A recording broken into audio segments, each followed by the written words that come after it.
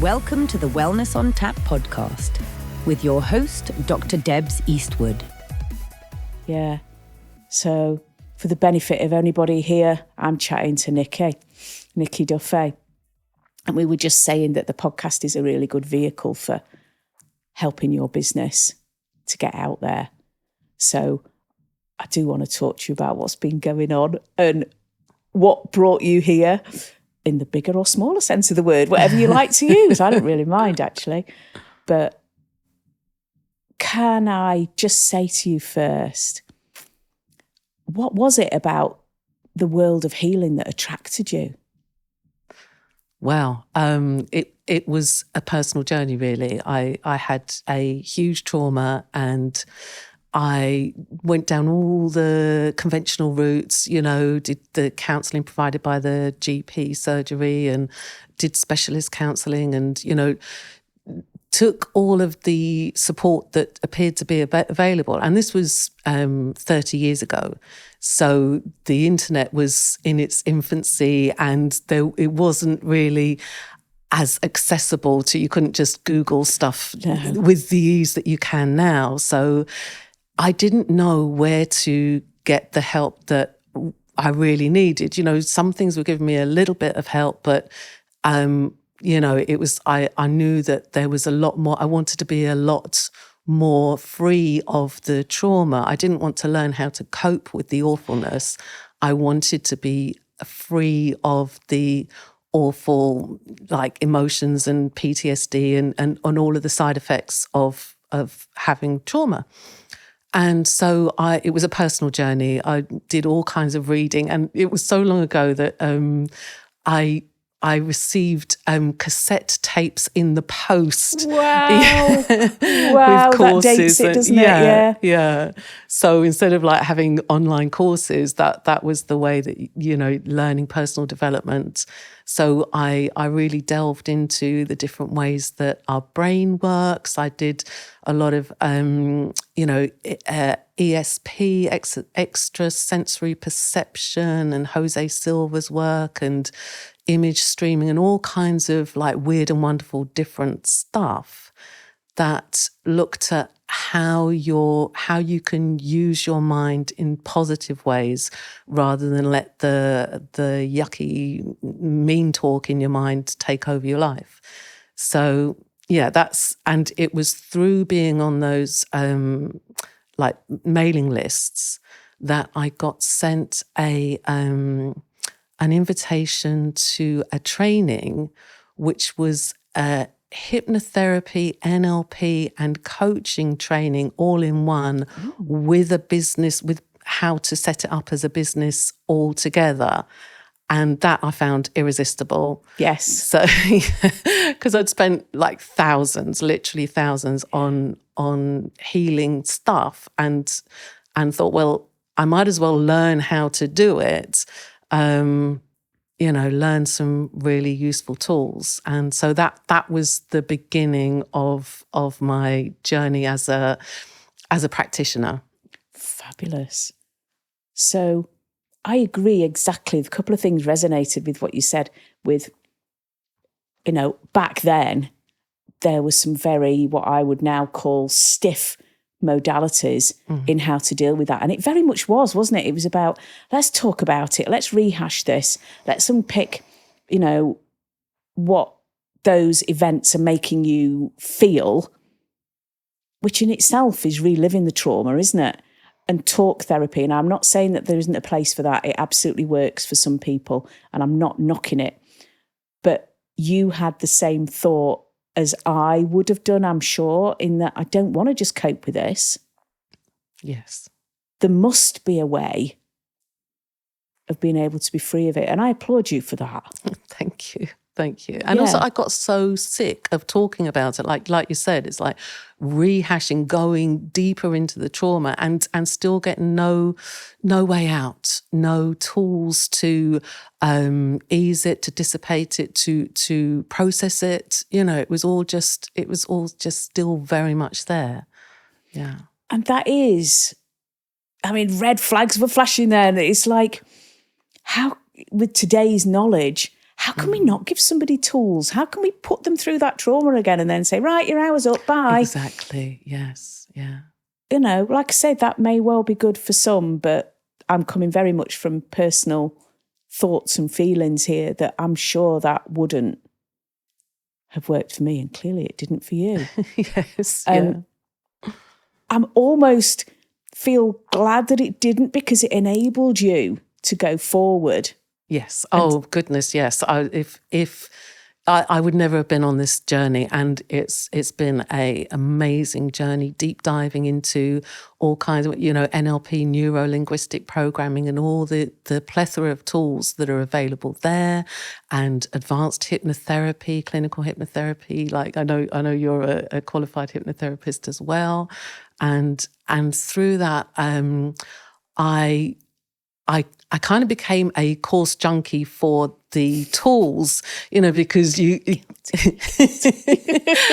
go to these events and there's other people. It's like, oh yes, this is great. Have you tried EFT? The gentle tapping. And I'm like, no, wow. So then I became a qualified EFT master, and and I got more and more attracted to the energetic side of things, because as I worked in my hypnotherapy, NLP practice, and saw more and more clients, I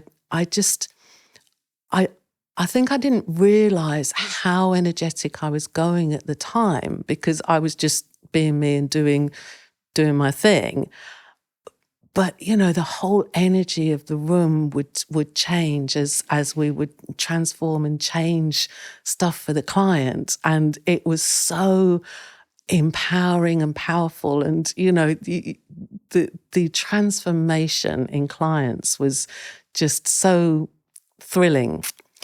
And so energy was an avenue that I found really interesting. Was there much out there about energy healing at that time? Oh, no.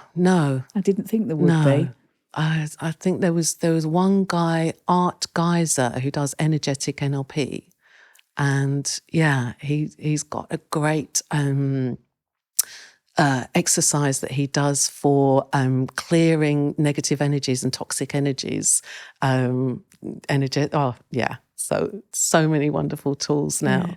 Yeah, but it was only through somebody I met. So I had it was 2002 that I had my hypnotherapy NLP practice, and I had for 8 years I worked in that field, and then came the recession, and it didn't really. I was kind of head in the sand about the fact that there was a recession, and that the clients were, instead of coming to sort out their issues, they were spending their money on, daily essentials, living, so, everything went downhill really. By 2010, I was hiring a room in a serviced office, and the people who were running that ran off with everybody's money, and they hadn't paid the bills for months, and so it was getting harder and harder to like work in that field. And my husband, who was a plumber at the time, self-employed plumber at the time, his phone had just literally stopped ringing, and so we stopped. I stopped that. We moved back to London. We'd been by the seaside in Kent there, running that business, and I felt so burnt out from the struggle of the business side that I thought I never want to do that again. It just seems so hard, the business side. I love the transformation and seeing the clients, but so for 3 years I just worked 9 to 5 in London, and but it was never enough for me, So paid the bills, but that's it. It just didn't satisfy me, fulfill me, and it's fine and it was all good, but it wasn't enough. And so I don't know how I found this blogging company. This is like way before, blogs were really, this is probably about 2012, blogging. And so I went to this blogging conference in Chicago.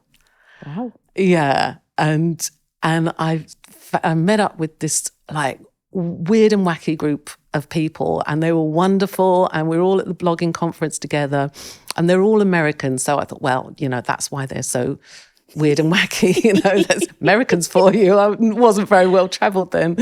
And so one night they said, let's all go out for a meal and then we'll run bars. And I thought we were going on a pub crawl afterwards, running bars. I thought that's just your American way of saying pub crawl. But we all went out for a meal, and then we went back to someone's place, and everyone lay down and did this weird, wonderful touch, therapeutic touch thing, which was just touching various points on the head. And somebody very sweetly gifted me the process.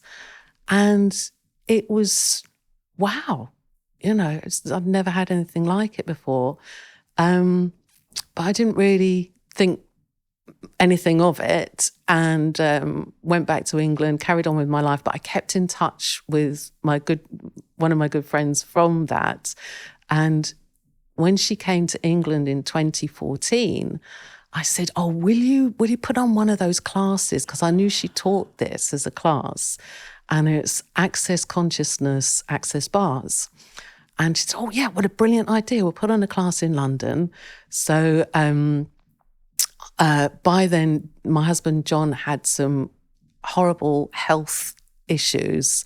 He'd been diagnosed COPD, and he'd been really, really unwell with it, disabled by it. And only at 50, he was diagnosed when he was 50 years old, and he went from being a fit, healthy 50-year-old who he couldn't sit still, he'd always be working, running around, doing whatever, to like a little old man who could barely raise his head sitting on the sofa, and struggled so hard to breathe that he would take all his energy and he'd like fall asleep halfway through a sentence because it was horrendous. So I got Marianne to do this Access Bars class for us, and John, because I thought if John learns it and I learn it, then we can swap with each other and and help his health. Of course. And Marianne said, this is you're qualified as a practitioner after you do the 1-day class. And I'm like, never thought of that. So the seed was planted that maybe I might do more complementary therapy, start using what I already knew and incorporate the Access Bars.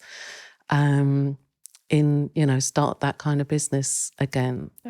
So it got your holistic brain buzzing again then? Definitely, yeah, yeah, absolutely. And then from the class with John and seeing, the improvement in John's health and the way that receiving Access Bars and gifting Access Bars really help me, and it's fabulous for helping with sleep and creativity and clearing out the clutter from your mind, all those nasty little voices. It helps it just dissipate all of that. And John's physical health as well really improved. They're very much linked, aren't they? Your physical health and your mental or spiritual health. Absolutely. Yeah, absolutely. Yeah, so then I was hooked, and then I went on to train as an Access Bars facilitator, so I could teach the 1-day class. And and that was 2015. I've been teaching it for the last 10 years. Yay! Yeah. So you say it's just a touch of the head. What exactly is it? How does it work? So there's 32 points on your head, which when gently touched, they release stuck energies that, that we've like locked into there. So each different point has a different specific thing. So you've got your money bar. You've got so all your thoughts, feelings, considerations about money, about what it is, what it isn't, if there's enough, if there's not enough, and all of that, all your money beliefs and everything is in that bar. So when you gently touch the bar, and we call it running bars, so you run the bar, then it releases all of the stuck energy, and it works with you physically, emotionally, and beyond for your best interest. Your body knows what's best for you. Yeah. Your being knows what's best for you. So it helps declutter all of the gunk that has got stuck in each of these 32 points. Yeah. Because don't we all just carry all these beliefs from childhood? Yes. Money doesn't grow on trees is one that I remember. Yes, absolutely. And it releases the stuff that's not working for you. And it doesn't just like wipe everything. It allows you, it works with you to keep the stuff that's nurturing for you and works in your best interest. Excellent. So all the stuff that is overly protective, for instance, and therefore detrimental. Yes. This can help to release. Absolutely. That sounds amazing. So did young Niki ever think she was going to go into healing? Oh, there's a question. My goodness. You made me go all emotional now. Oh, yeah. Oh, I hope it's good emotional. Yeah, I mean, because when I was really little, like preschool, I was such a like sort of fairy-like kind of like fantasies, and I was always writing and creating art and off in my own little world, and I could see, I had an awareness of, now I'd language it as of the energy that I was, but I didn't have that kind of language or awareness of it. But I had an awareness that people changed around me, that people lit up around me, or that I could have that impact, It was almost like sometimes I could be one of those kids that walked in the room and the whole room lit up, and all the adults were like, oh, isn't she cute? That kind of thing. So yeah. You clearly had it within your soul and within your spirit then. Yeah. From an early age, it was just waiting. Yeah. For the different modalities. To come out. And it's so often, these changes are so often brought about by some significant event or other, aren't they, that makes us make the switch. Out of the different cassette tape modalities, I love that imagery. It just takes me back there. So out of all of those cassette tape modalities, was there anyone in particular that you felt help you shift until you got to this big combined course? So I found the silver method very interesting. So there were three really that were really memorable. One was Bruce Lipton. I can't remember the name of the thing, but it was like he talked you through a process where you went to your future self and spoke to them and got information from them, which was just so cool. Fabulous. Yeah. I love the sound of that. And the image streaming, I can't remember who that specifically was. I may be getting confused, but yeah. No, but you've done a lot of them, so... Yes, yeah. So there was the modality where you went to talk to your future self, the image streaming where you would... have it was basically energetically going somewhere else, and then you would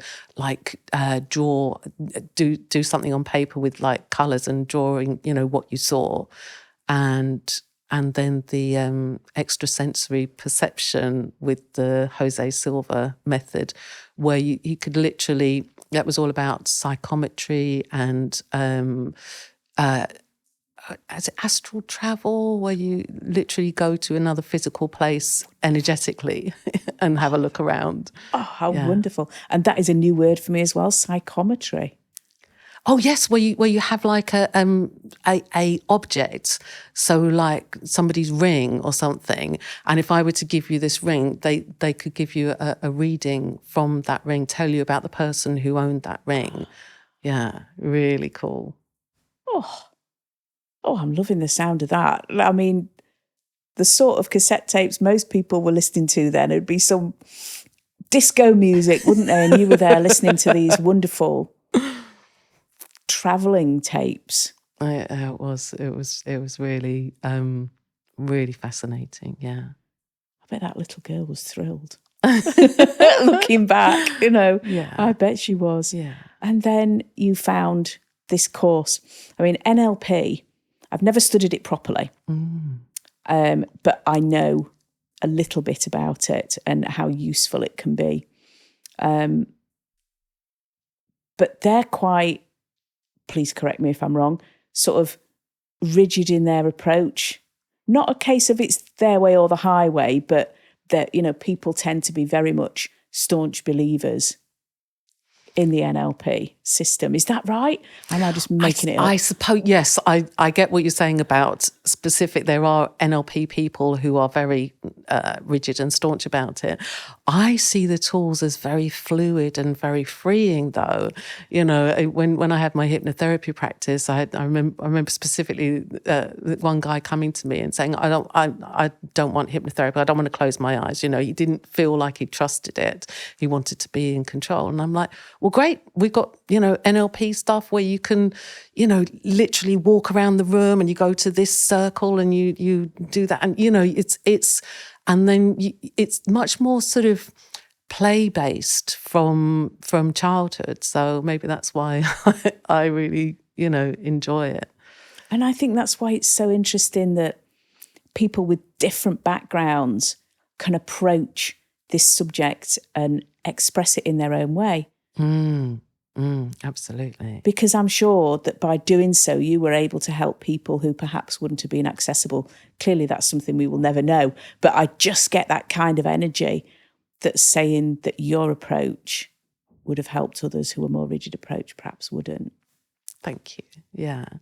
And, going back to the psychometry, it's all about the energy of the physical thing. So, and with the NLP moving around the room, it's all about the energy of the different spaces and things. Yeah.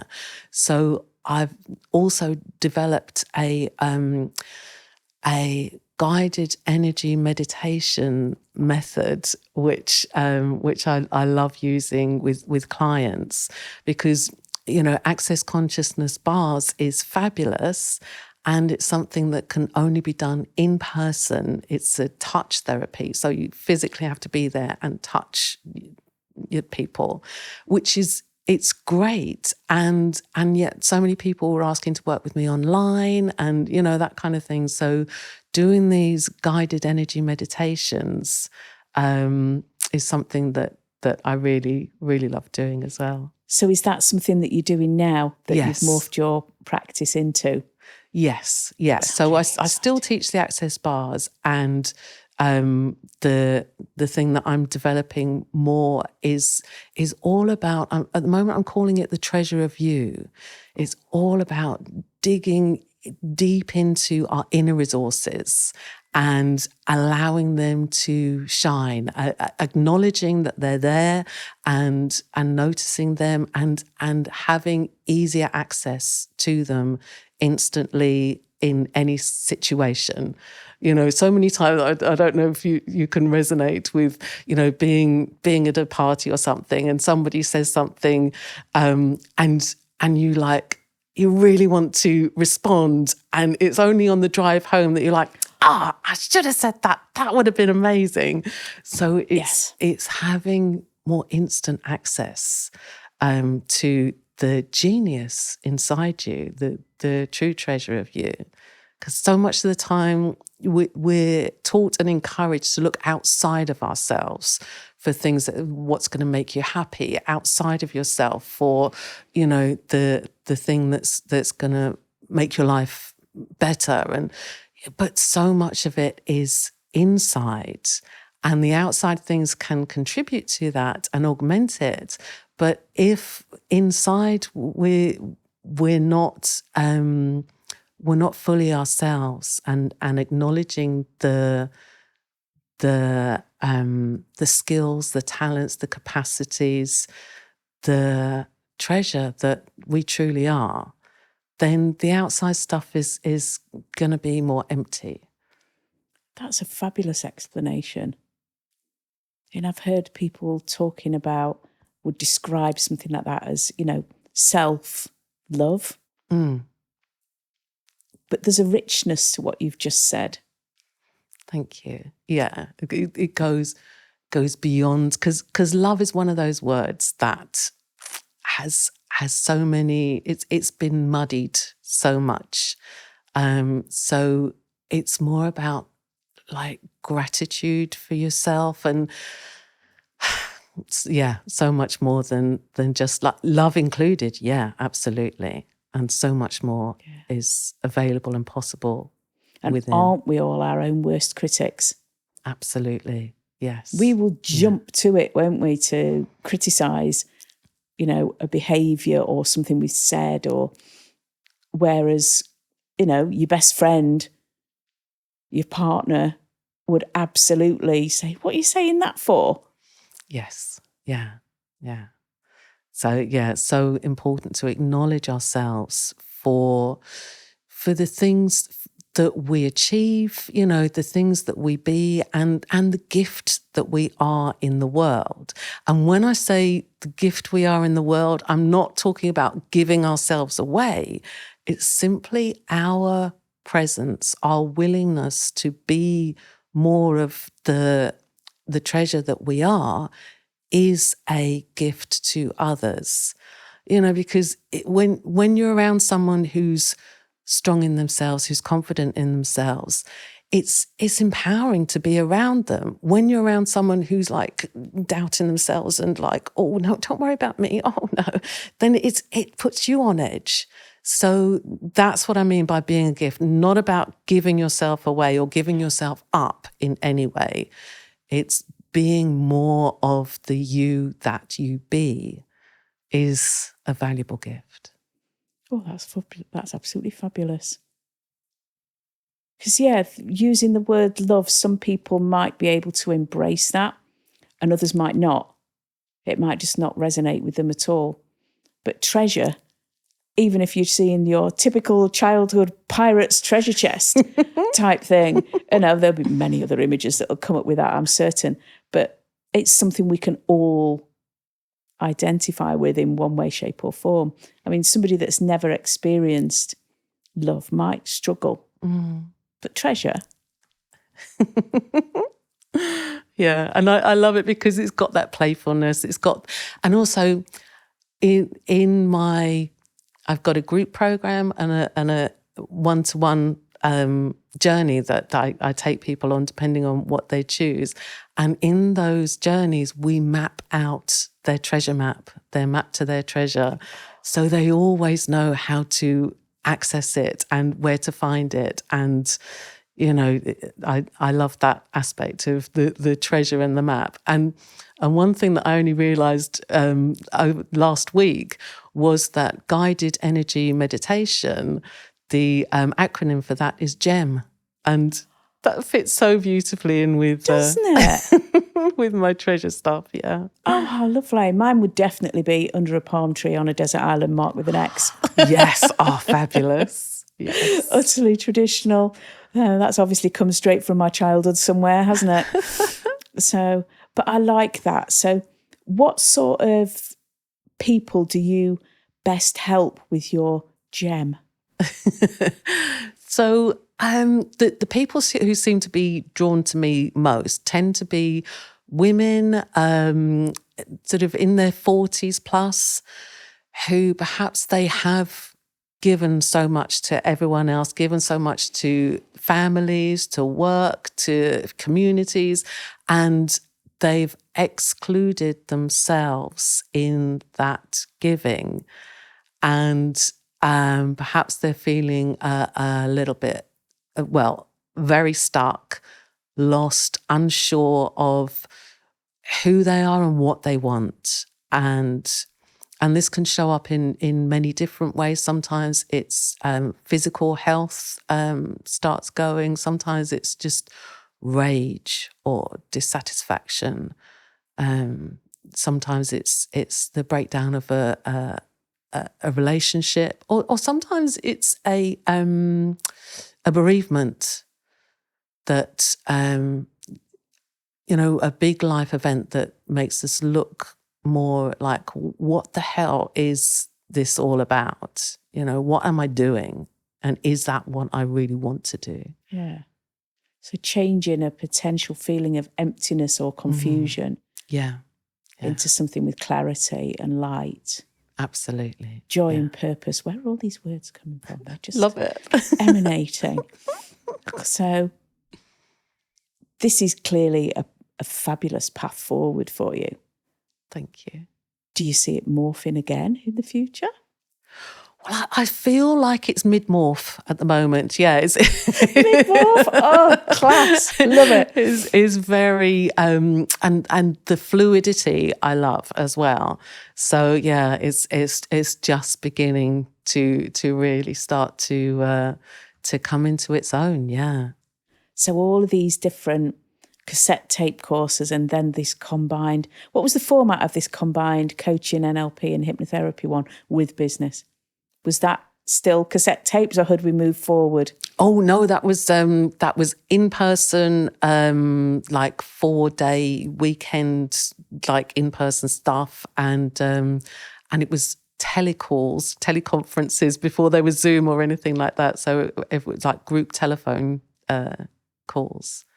Okay, so a bit more advanced then technologically. Yeah. But you can't beat face-to-face, can you? Absolutely, yeah. Which is why we're sitting opposite each other now and not on a Zoom call. Yes, yeah. And I did a wonderful advanced hypnotherapy, NLP training where every weekend you'd go in and learn a new element of NLP and hypnotherapy on the Saturday, and on the Sunday, you'd see clients, and we'd have live people come in. They'd get free treatments, and it was so valuable to. And obviously, it was supervised, so we had trainers there to support us and to make sure that the people who were coming were getting well looked after. So I did that for a year, and then I was one of the supervisor trainers for that as well for a while. So, yeah. A thirst for knowledge there then. Absolutely, yeah. It sounds as though you really made the NLP and the hypnotherapy work together. So how does that actually work? Because I only know about it from the hypnotherapy side of things. I know about getting somebody relaxed and a visualization, a journey. Where does the NLP fit into that? Well, it's all just linguistics, I mean, hypnotic language is beautiful, and the NLP augments the hypnotic language, and it's just different tools that you can use, with. And now, rather than actually, it's not very often that I'll actually put people into hypnosis, your traditional hypnotic trance. I'll do it like more energetically with the, with the language and the energy. And often, when I move I've done different trainings where you move your hands and the energy shifts and changes as well. I met somebody, a lady who has been on this podcast earlier, who we were having fun, and there was a DJ. I remember I was there. It was brilliant. And I said, I could really do with some of this kind of music. And so she made this energy ball, threw it at the DJ, bang, the next 3 tracks.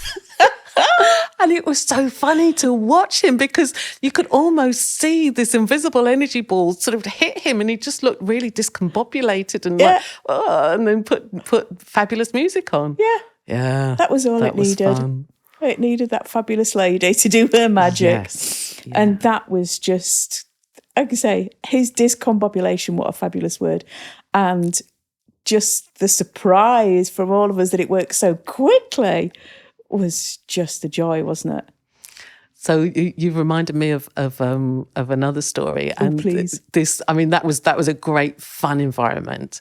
One of the things that I love about the energetic work is we can change things that we're not even physically in the same location for, or may not seem like we can change them. So, I've done a lot of work with people who've had toxic bosses or, toxic people in their lives that are just, making their working life miserable, and, and that they feel come to a point where they've felt very downtrodden by it.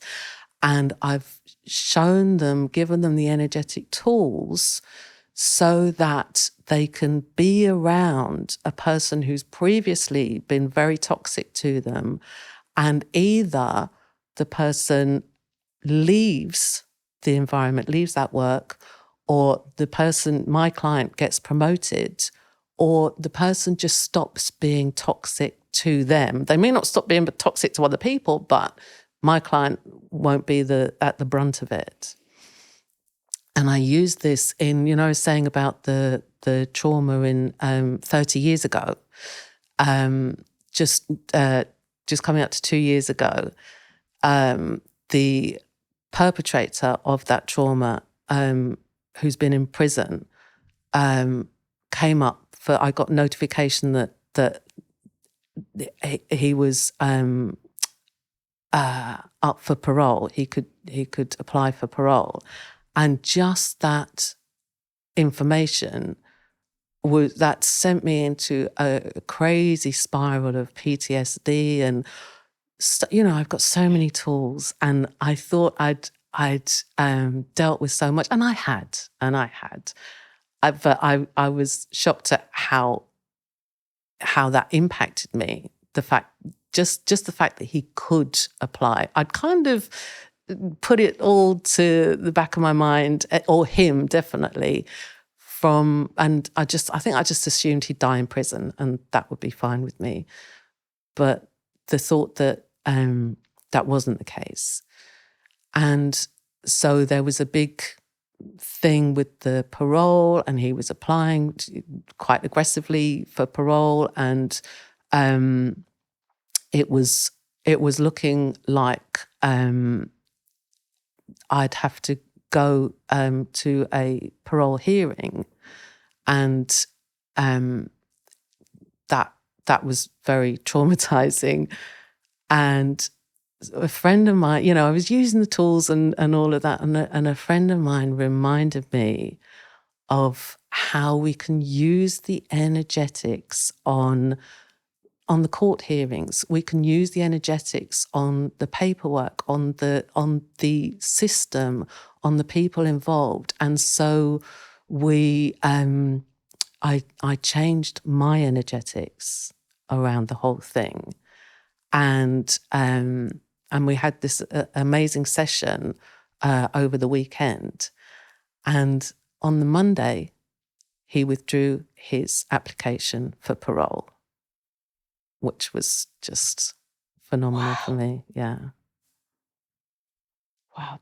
Because that must have been so re-traumatizing. Yes. Yeah. And what an outcome. It was remarkable. And, maybe he'd been thinking about withdrawing it anyway, but to me, it was the power of the energetics. And yeah. They are massive. Mm. Just over a year ago now, at a public event, one of my friends collapsed, and he'd actually had a cardiac arrest. Oh, goodness, yeah.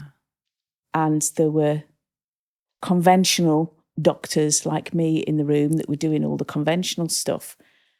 But there was a big line of healers of all different modalities, from religion through to energy healing, through to, I don't know, I can't name them all. Lots of different healers that were there. And the combination, I sincerely believe, was what was necessary for him, because he is quite a spiritual, deep thinker anyway. And he's very much into, self-development. And he's absolutely fine. Amazing. Absolutely fine. And they said that as they were pushing him down the corridor, lights were flickering in the hospital and stuff. And because the energy, it's giving me goosebumps again, that the energy healing was kind of just literally pulsating at him, which I just find is amazing. And I know a lot of my medical colleagues will go, what's she talking about? She's off her head. I'm like, no, you've just got to lift the scales. You've just got to become open. You've got to wake up. Yeah. There's far more out there. And in there, inside of us, we have these amazing capacities that we've barely scratched the surface of. Yeah. Do you think you're going to find more out about you as you carry on then? Always, yeah. The adventure, journey of discovery, yeah. Yeah. Do you find that literally travelling helps you as well? Or moving around, living in different places? Yes, yeah, definitely. I mean, I personally love travelling, and even, different places have different energies. I mean, different words and the names of places have different energies. Like Paris has a different energy to Madrid, and it's thrilling. I love it. And even in my house, as I'm walking around my house, often I'll be like thinking of like planning a guided energy meditation, and I'll be like going from my home office to the bathroom, and like there's a little room which I call my library just outside the bathroom, and often I'll stop there, and because that's where the creativity is the most powerful. And I'll just literally, I mean, now I've put a sofa in there so I can sit and use it, but I used to just literally stand there and like write things on my phone because that's where and I'd try like going back to where it was a bit more comfy or whatever, but then the creative energy would dissipate as I physically move. So yeah, I found that as well. Do you use crystals and things as well?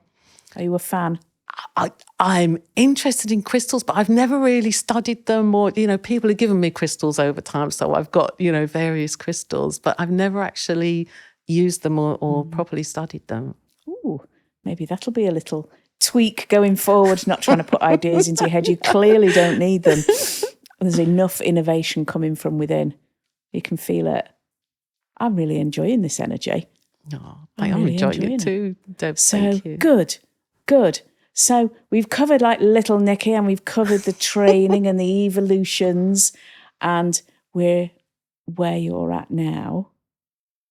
Is there anything I've missed out that you feel bursting to the surface that you want to cover?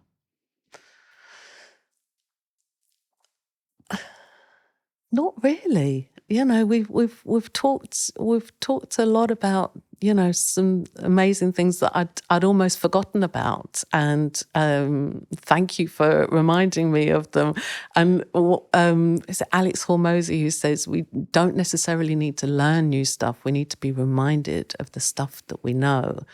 So I suppose that's a lot where I am at the moment, reminding myself of the stuff that I know, and reminding my clients of the potency that they have inside of them, and helping them resurface it, dig it up, hidden treasures. So yeah, I feel like my journey forward at the moment is uncovering more and more of the hidden treasures within me, within my clients, and within the possibilities of the world. I think maybe it's harder today because there's so many more external distractions, isn't there?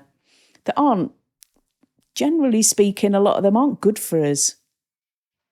And so we need to be guided into how we can look within. Because we've got all the resources within us to live our best life. Yeah. It's just making sure we can access them, isn't it? And learning to trust ourselves again. Yeah, learning to trust our deeper knowing, our awareness. Because it can get, because we've been taught to look outside of ourselves, taught to look to teachers, to people outside of ourselves, circumstances outside of ourselves, money, objects, and with that, the erosion of the trust of our knowing what we know, our awareness of what's actually true. And even if it's what's actually true for us, it may not be true for anybody else, but it's trusting you and what's true for you, and it can be. I want to say something about paranoia, because there can be so much paranoia, and it can be confusing to when feelings can be strong, like paranoia can be strong. It's a distraction, and it's not true, and it's not the true you. So it's learning what is the true you, and learning to trust and augment that. For me, in the simplest form of explaining that, it's learning to trust your gut instinct. How many times have we done things that have gone against our gut instinct, gone against our gut instinct, and it's not turned out? You say, well, why didn't I listen to myself? I knew that. I knew it. Yeah. I mean, what you're talking about is a purer, more refined vision of that. Well, it is absolutely that as well. Yes, because so often we know not to trust that person, or not to go to that party, or not to, or that that going somewhere or doing something that seems like it's too much effort right now is actually in our wider best interest. And we're at our most furious with ourselves when we're later proved that our initial gut instinct, our initial knowing was correct, and we went against it. And then so we're doubly furious with ourselves. Yes, and quite often don't use that to say, right, next time, listen. Which we should, shouldn't we? I mean, we need people to tell us that sometimes, don't we? Yes, we just keep ignoring our own inner guidance, our own messages. And also it's about not judging ourselves when we have ignored what we knew to be true. And, it's like, okay, so that was then, what's next? What can I now choose? Yeah. What can I learn from that? Yeah. Turn it into a positive if possible, or at least change it from a negative event to a learning experience. Right. Yeah. That gives you a different mindset on things, doesn't it, going forwards, that perhaps you don't want to beat yourself up quite so much. Absolutely. Yes. Yeah. Yeah. Yeah. Oh, I look forward to seeing where your guided energy meditation, your gem, I just want to call it the gem now. I love that. Your gem and your treasure maps and things are going to go. Thank you. It feels like a really, really appropriate and positive step forward, and I'm really happy for you. Thanks, Debs. So maybe you can come back another time and tell us more. I'd like that. Oh, I'd like that too. I've really enjoyed it today. Thank you, Debs. Wonderful. All the best, my darling. Thank you.